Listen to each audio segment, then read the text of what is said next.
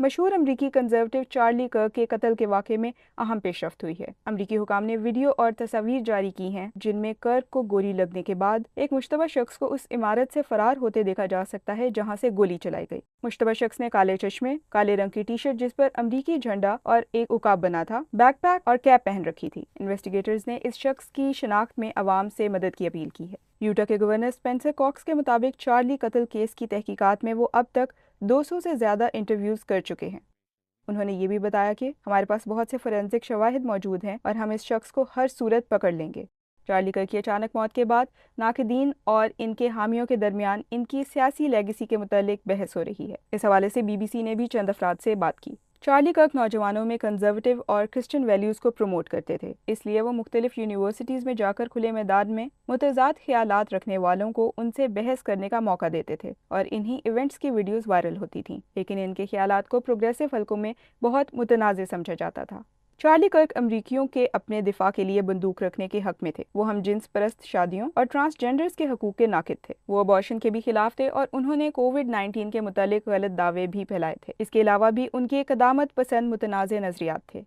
کرک کے حامی انہیں ایک ایسا شخص مانتے تھے جو نوجوان کنزرویٹوز کی آواز بنتے تھے اور انہیں اپنی رائے رکھنے کی ہمت دیتے تھے، جو ان کے مطابق اس دور میں ان کے لیے کافی مشکل ہو گیا تھا۔ اس کا اندازہ کرک کی ایک حامی جولیا پیئرس کی اس بات سے لگایا جا سکتا ہے، جن کا کہنا ہے کہ پہلے ایسا ہوتا تھا کہ نوجوانوں کے لیے ڈیموکریٹ ہونا کول سمجھا جاتا تھا، لیکن انہوں نے ٹرمپ کا حامی ہونا اور ماگا ہیٹ پہننا اور اپنی زندگی روایتی خاندانی اقدار کے مطابق گزارنے کو بھی کول بنا دیا۔ چاہے کوئی کرک کے نظریات سے متفق ہو یا نہیں، لیکن بی بی سی نے جن نوجوانوں سے بات کی ان سب کا خیال تھا کہ کرک کا قتل اظہار رائے کے لیے خطرناک ہے۔ Israel also chose to refer to an unrelated incident and make misleading remarks regarding Pakistan. اسرائیل نے ایک غیر متعلقہ واقعے کو پاکستان سے جوڑ کر حقائق سے منافی ریمارکس دیے، جس کا مقصد بین الاقوامی قوانین کی خلاف ورزی اور اپنے غیر قانونی اقدامات کا جواز پیش کرنا تھا۔ اس واقعے پر پاکستان کا موقف واضح ہے۔ عالمی برادری دہشت گردی کے خلاف جنگ میں پاکستان کی قربانیوں سے اچھی طرح سے واقف ہے۔ پوری دنیا جانتی ہے کہ ہماری انسداد دہشت گردی کی کوششوں کی وجہ سے القاعدہ کا صفایا ہوا۔ ہم کسی بھی غیر ذمہ دار ریاست کے ایسے بیانات کو قبول نہیں کریں گے جو دہائیوں سے غزہ اور فلسطینی علاقوں میں بدترین ریاستی دہشت گردی کی مجرم ہو، اور جیسے قطر نے کیا، ہم بھی کسی بھی غلط تشبیہ کو مسترد کرتے ہیں۔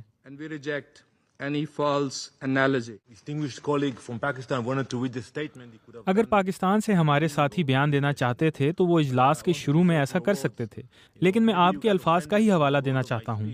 شاید آپ کو میری تقریر کے الفاظ برے لگے اور میں اس کے لیے معافی چاہتا ہوں، لیکن میری تقریر حقائق پر مبنی تھی، اور یہ حقیقت ہے کہ اسامہ بن لادن پاکستان میں مارے گئے اور کسی نے بھی امریکہ کی مذمت نہیں کی، اور جب دوسرے ممالک دہشت گردوں کو نشانہ بناتے ہیں تو کوئی ان کی مذمت نہیں کرتا، اور یہی دوہرا معیار ہے۔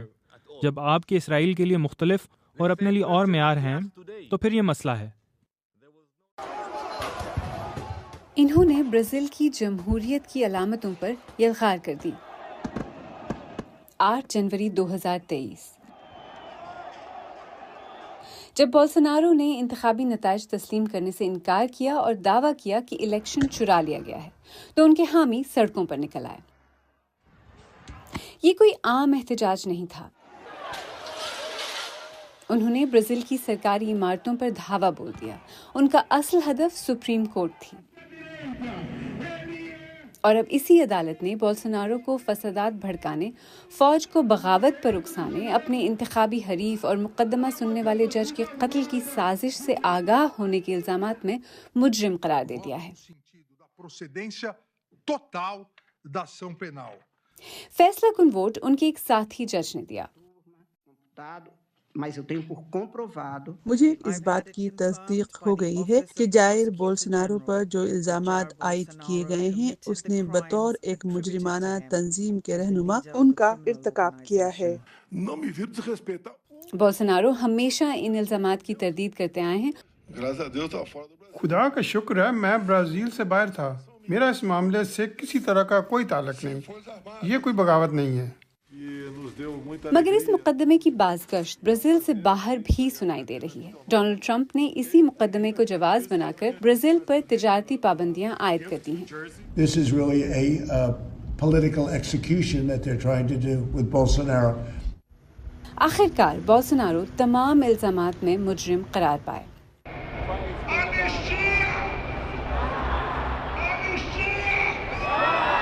उनके हामी मुसलसल आम मुआफ़ी का मुतालबा करते रहे हैं। उनके नज़दीक ऐसी बगावत जिसका वजूद ही नहीं था, उस पर सज़ा देना आमराना रवैया है। दूसरी जानिब उनके मुखालफिन का कहना है कि असल आमराना हरकत तो बगावत की कोशिश थी। ये शदीद इख्तिलाफ राय इस हकीकत की अलामत है कि ब्राज़ील की तक़सीम अभी ख़त्म होने से बहुत दूर है। ये रूसी गरबेरा ड्रोन है, बिल्कुल पोलैंड की फ़िज़ाई हदूद में दाखिल होने वाले ड्रोन जैसा। इसे शुमाली मशरक़ी यूक्रेन के ऊपर मार गिराया गया था। देखने में खिलौना लगता है मगर है हकीकी। ज्यादा हैरान कुन बात इसका भद्दा और कमजोर दिखाई देना है। इस पर लागत भी बहुत कम आई है। ये पॉलीस्टायरीन जैसे बुनियादी मटेरियल से बना हुआ है। अंदर छोटा सा प्लाईवुड का टुकड़ा और एक छोटी मोटर है, मगर इन चीजों के साथ धमाका खैज मवाद भी रखा जा सकता है इस खाने के अंदर, इसलिए ये जानलेवा हो सकते हैं। मगर चूंकि ये सस्ते हैं और रूस इन्हें बड़ी तादाद में तैयार कर सकता है, इनका बुनियादी काम फिजाई दिफाई निजाम को चकमा देना है। जमीन पर मौजूद यूक्रेनी टीमों को बहरहाल इन्हें मार गिराना पड़ता है। वो नहीं जानते कि इनमें एक्सप्लोजिव्स है या नहीं। इससे एक तो उनका असलहा बेमसरफ इस्तेमाल होता है, दूसरा उनकी तवज्जो असल खतरे से हट जाती है। इसकी आड़ में ज्यादा खतरनाक चीजें, शॉर्ट हेड्स और मिसाइल गुजर सकते हैं। ये वैसा ही है जैसे पोलैंड में गिराए गए थे। जहाँ तक हमें मालूम है इनके अंदर धमाका खैज मवाद नहीं था, लेकिन इन्हें गिराना पड़ा।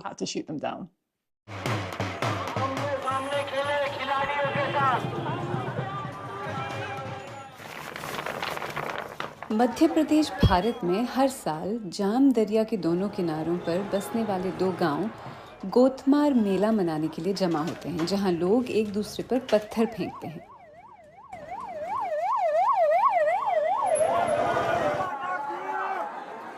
ये रस्म फसलों की कटाई के बाद मुनक्किद होती है और हर साल सैकड़ों अफराद जख्मी हो जाते हैं।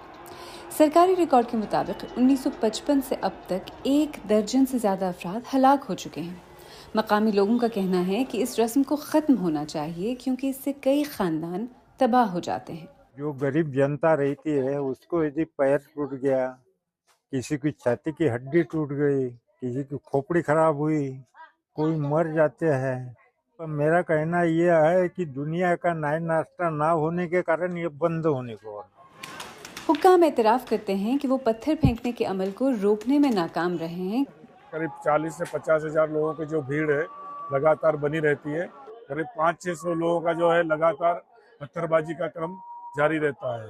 पूरी तरह से रोक लगाने में अभी तक सफल नहीं हो पाए, क्योंकि अभी भी लोगों को मान्यता है कि ये खेल उनका पारंपरिक खेल है।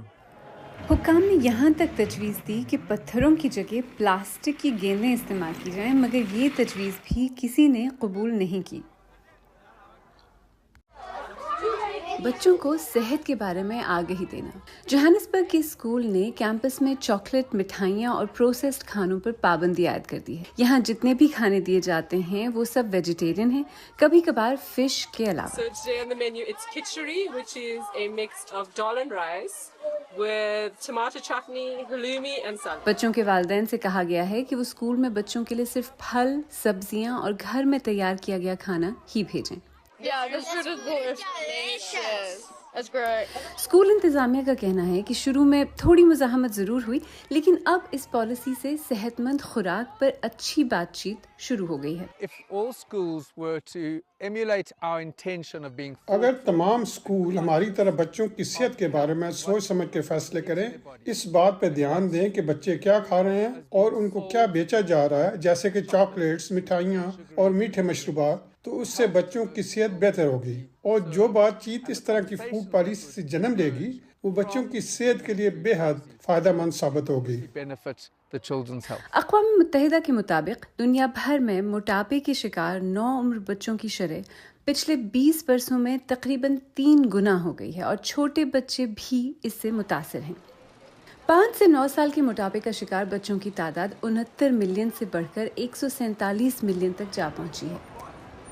इस इजाफे की बड़ी वजह अल्ट्रा प्रोसेस्ड खानों का फैलाव बताया जा रहा है। غریب اور درمیانی آمدنی والے ممالک میں بچوں کے موٹاپے میں سب سے زیادہ اضافہ ہوا ہے، لیکن فرق یہ ہے کہ غریب ممالک میں موٹاپے کا شکار بچے ایسے امیر گھرانوں سے آتے ہیں جو زیادہ کیلوریز والے کھانے خرید سکتے ہیں۔ درمیانی آمدنی والی معیشتوں میں زیادہ لوگ فاسٹ فوڈ ریسٹورینٹس جا سکتے ہیں۔ For Fanta it says 44. سیپو سیٹو جو فوڈ سائنس پڑھ رہے تھے کہتے ہیں کہ صحت مند کھانوں کی قیمتیں بہت زیادہ تھیں۔ And another thing is the issue of portion sizes. اور ایک اور مسئلہ کھانے کی مقدار ہے، چاہے آپ وہی سستے کھانے ہی بچوں کے لیے لے لیں، مسئلہ یہ ہے کہ ان کے پورشنز بہت بڑے ہوتے ہیں اور یہ ہمیں بنیادی طور پر زیادہ کھانے پر مجبور کر دیتے ہیں۔ To overeat basically. جنوبی افریقہ نے 2018 میں میٹھے مشروبات پر زیادہ ٹیکس عائد کیا تھا، لیکن یہ کوشش بھی بچوں میں موٹاپے کو روکنے میں کامیاب نہیں ہوئی ہے۔ 5 سال سے کم عمر بچوں میں موٹاپے کی شرح 2016 میں 13% تھی، جو اب بڑھ کر 22% تک جا پہنچی ہے۔ اقوام متحدہ کا کہنا ہے کہ ممالک کو چاہیے کہ وہ بچوں اور نوجوانوں کے لیے مقامی اور غذائیت سے بھرپور کھانوں تک رسائی بہتر بنائیں۔ جب تک ایسا نہیں ہوتا تب تک افراد اور ادارے ہی نئی نسل کی صحت بہتر بنانے کی کوششیں جاری رکھ سکتے ہیں۔